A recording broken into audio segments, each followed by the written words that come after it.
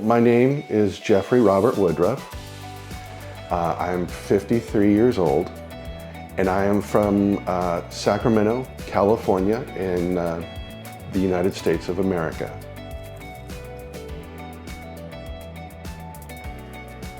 Well, that's a loaded question. There are many reasons. The first reason was because we did not like then President Trump. We were not fooled, like so many others, into believing that he would be a good person or a good president. And as you saw from the news, he was not good for our country. He was not good for our people. But the main reason was my husband wanted to move here to retire.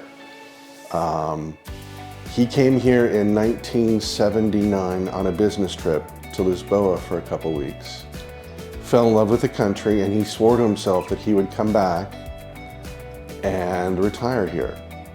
So of course, we married him, I tagged along, and we're here now.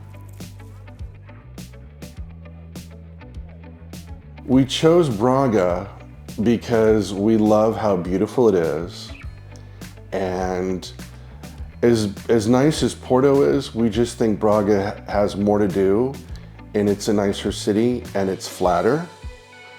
And we had made friends up here, and we really enjoy the food. We really enjoy the music and the festas and just all the things you can see here. It's beautiful here. Well, it was hard to stay at home. You know, I think as human beings, we're social creatures, and not being able to be social, to get out, having to stay home, and fica em casa, I guess, stay at home. That was very difficult for the first few months being in in Porto. And then I was very surprised at how well the country did a very good job of managing the pandemic by requiring people to wear masks, by, keeping the number of people in the stores at a minimum. You know, how at first the only stores that were open were supermercados and the pharmacies, and now we were very impressed how safe and secure we felt, where we were hearing back in our country, the United States, how people didn't want to wear masks and they didn't want to stay at home and they didn't want to follow the rules. And here it's like the people there's a sense of community here. People want to help and they want to follow the rules because they don't want to get people sick. We really like the Portuguese. I really like how friendly the Portuguese are. They've welcomed us. The government invited us to come here 2 years ago. We came. I consider us refugees from America. But the Portuguese have been so wonderful, and despite my really bad Portuguese, when I try to speak to them in Portuguese instead of in English, they will bend over backwards to help me say the words correctly. Well, as I was discussing with some friends the other day, we feel much safer here. There's a lot less violence here. I don't know if you watch the news in the United States, watch BBC or CNN. Every week it seems like there's another shooting.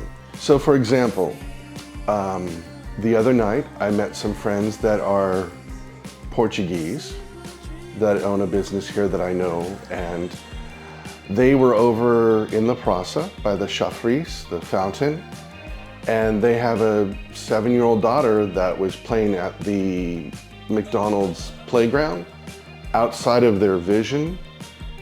And you can't do that in the United States. It's not safe because we have many child abductions.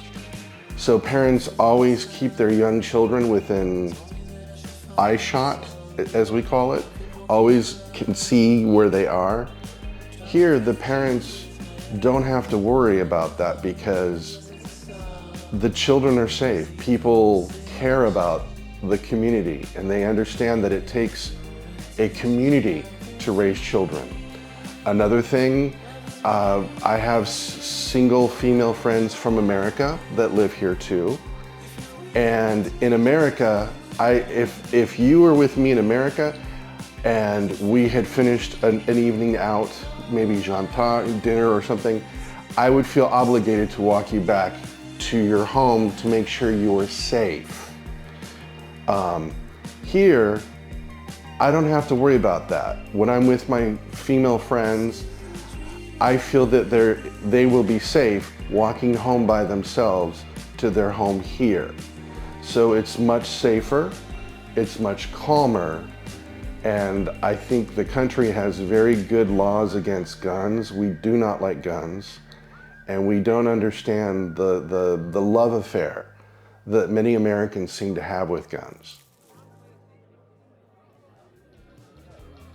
Well, the challenging part would be learning the language. I was joking with my friends the other day that when I was learning Spanish growing up, I used a book called 501 Spanish Verbs. And I was joking with my friends and I said, I think that in Portuguese, there has to be at least 1,001 Spanish, or not Spanish, Portuguese verbs.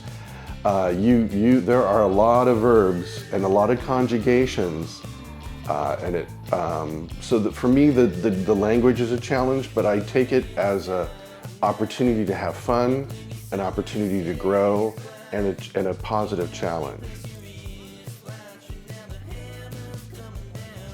I can't just think of one story. As I said, when we first arrived here in Porto, our neighbors, the husband was Portuguese, the wife was Brazilian, and they were so loving and welcoming to us, and they said if we needed anything, because they understood we spoke hardly any Portuguese, and many times, like if I had to make a phone call, or like when we had to get our services, you know, like our energy, our telephone, a cable, he would help us by talking to them in Portuguese and translating for us, because he spoke very good English.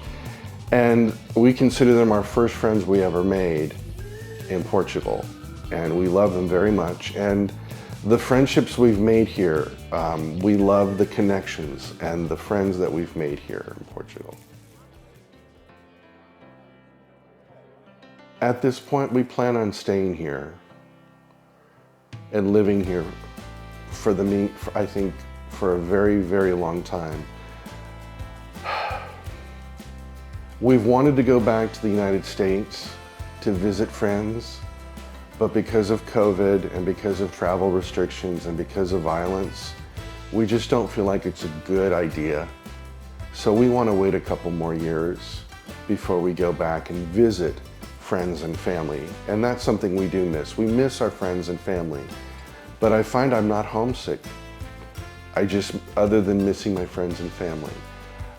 We are having friends and family come visit us here, and we've encouraged our friends and family to come visit us here because I think they'll find that this is a wonderful country to visit.